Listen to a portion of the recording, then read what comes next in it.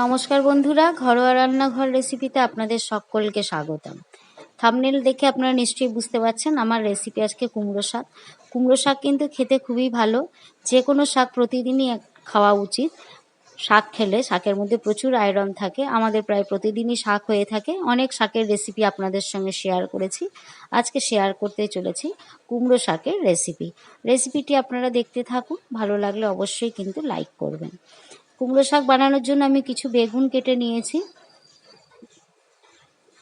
আর শাকটাকে কেটে নিয়েছি আলাদা করে, ডাঁটাটাকে আলাদা রেখেছি। নারকেল কুড়িয়ে নেব, আর ডুমো ডুমো করে কিছু আলু কেটে নিয়েছি।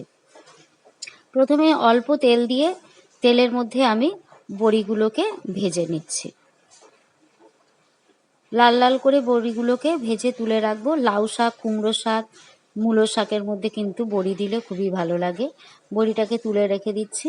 এবার এই তেলের মধ্যে আমি প্রথম বেগুনটাকেও ভেজে তুলে রাখছি। একটু সামান্য হলুদ আর একটু লবণ দিয়ে লাল করে বেগুনটাকে ভেজে তুলে রেখে দেব। যারা আমার চ্যানেলে নতুন তাদের কাছে রিকোয়েস্ট রইল আমার চ্যানেলটিকে সাবস্ক্রাইব করবার জন্য। বেগুনটা আমার লাল হয়ে এসেছে, বেগুনটা তুলে রাখছি। এবার একটু কড়াইতে তেল দিয়ে দিচ্ছি, আর একটু এর মধ্যে দিয়ে দিলাম একটু পাঁচফোড়ন।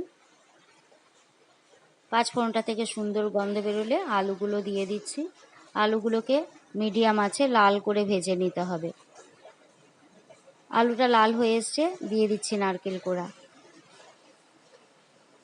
নারকেল কোড়া দিয়ে মিনিট খানেক একটু ভেজে নেব, যতক্ষণ না নারকেল কোড়াটা লাল হয়ে আসে। আপনারা কিন্তু অবশ্যই আমাকে কমেন্টসে জানাবেন আমার রেসিপিগুলো আপনাদের কেমন লাগছে। নারকেল কোড়াটা লাল হয়ে এসছে, এবার এর মধ্যে দিয়ে দিচ্ছি কেটে রাখা কুমড়োর ডাঁটাগুলো। কুমড়োর ডাঁটাগুলো কিন্তু আঁশ ছাড়িয়ে সুন্দর করে কেটে নেবেন, আর ভালো করে ধুয়ে আমি দিয়ে দিলাম। কুমড়োর ডাঁটাটা দিয়ে আর একটু নাড়াচাড়া করে নিচ্ছি। এবার দিয়ে দিচ্ছি এর মধ্যে হাফ চামচ হলুদ গুঁড়ো, দিয়ে দিচ্ছি স্বাদ অনুযায়ী লবণ,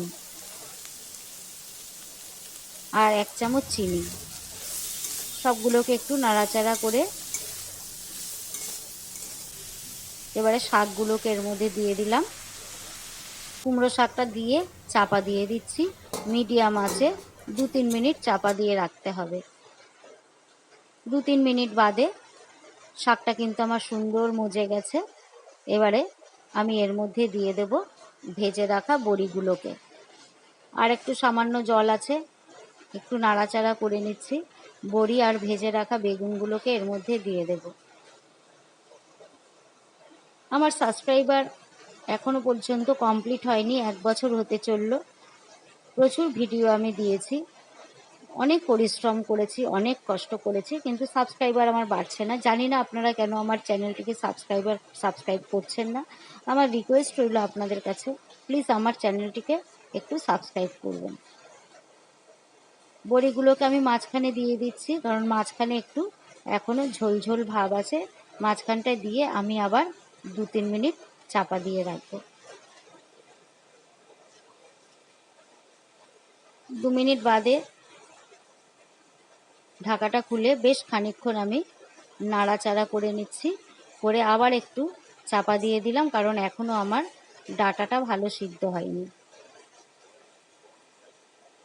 এরকম চাপা দিয়ে দিয়ে মিডিয়াম আঁচে রান্না করবেন, তাহলে কিন্তু শাকটা খেতে খুব টেস্টি হবে।